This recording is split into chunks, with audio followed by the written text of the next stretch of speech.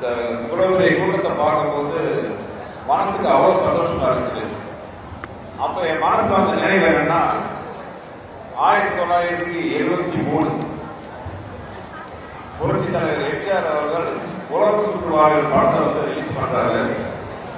அந்த படத்தை ரிலீஸ் பண்ண விடாமல் செய்யறதுக்காக அப்ப திமுக அரசு முத்திரையிடப்பட்டாங்க.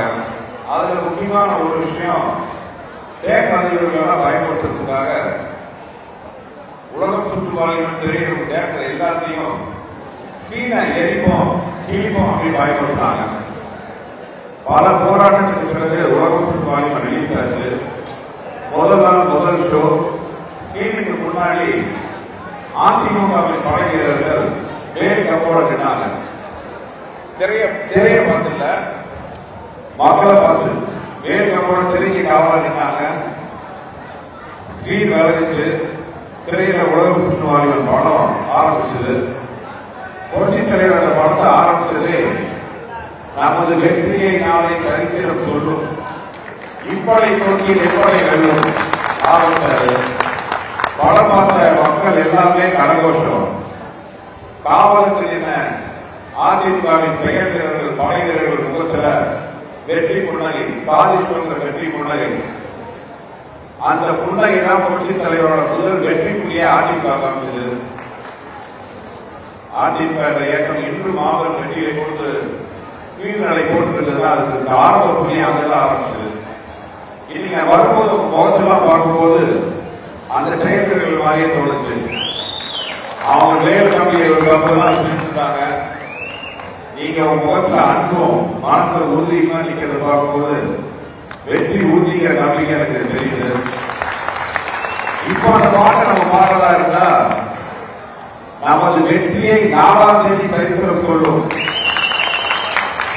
இப்படி நோக்கி எப்படி வெல்லும் அப்படிதான் இப்போ நம்ம பாடணும். ஏன்னா இந்த வெற்றியை உறுதிப்படுத்துறதுமா தேர்தல் கமிஷனே அனௌன்ஸ் பண்ணிருக்காங்க. தேர்தல் நடக்கிற நாள் 23/2 ரெட்டையை குறிக்கும். அதுல இருக்கிற 3 புரட்சி தலைவர் எம்ஜிஆர் 3 எழுத்து, புரட்சி தலைவர் அம்மா 3 எழுத்து, அண்ணன் இபிஎஸ் 3 எழுத்து, தலைவர் ஏசிஎஸ் 3 எழுத்து, என்டிஏ 3 எழுத்து. இதுக்கு சிகரமா வரப்போற வெற்றி 3 எழுத்து. அதனால நமது வெற்றிங்கிறது உறுதி செய்யப்பட்ட ஒரு விஷயம். சென்னையிலிருந்து நான் கிளம்பும் போது என்ன கேட்டாங்க, கடந்த 2 டேர்மா நம்ம எதிர்கட்சி வேட்பாளர் தான் எம்எல்ஏவா இருக்காரு. அதுவும் இல்லாம இந்த டேர்ம்ல மினிஸ்டரா இருக்காரு. ரொம்ப பெரிய குடும்பத்தை சேர்ந்தவர், அரசியல் செல்வாக்கு முக்கியவர், அந்த கட்சியோட தலைமை குடும்பத்துக்கு மிகுந்த நெருக்கமானவர். இவரெல்லாம் ஜெயிக்க முடியுமா அப்படின்னு கேட்டாங்க. நான் பதில் சொல்றேன்னு சொன்னேன். இப்ப உங்களால் பார்க்கும் போது எனக்கு ஒரு மிகப்பெரிய தைரியம் வந்திருக்கு. அந்த கேள்விக்கான பதிலுக்கு இதுதான் தெரியுது. ஜெயிக்கவே முடியாததுக்கு அவர் என்ன புரட்சி தலைவர் எம்ஜிஆரா பிடிஆர் தானே?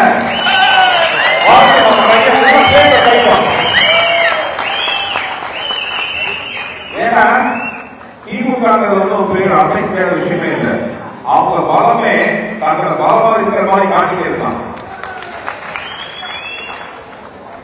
அப்படி அவங்க அவ்வளவு பலமா இருக்கிற 24 லட்சம் கூட்டணி தேவை. ஒண்ணு சொல்றேன், கூட்டமா இருக்கிறதெல்லாம் கூட்டணி கிடையாது, கூடி இருக்கிறதெல்லாம் கூட்டணி. நாம கூட்டணி மாதிரி அன்பாளர் சேர்ந்த கூட்டணி, பண்பாளர் சேர்ந்த கூட்டணி, கொள்கையாளர் சேர்ந்த கூட்டணி. அந்த கூட்டணி அவங்களே தெரியும்.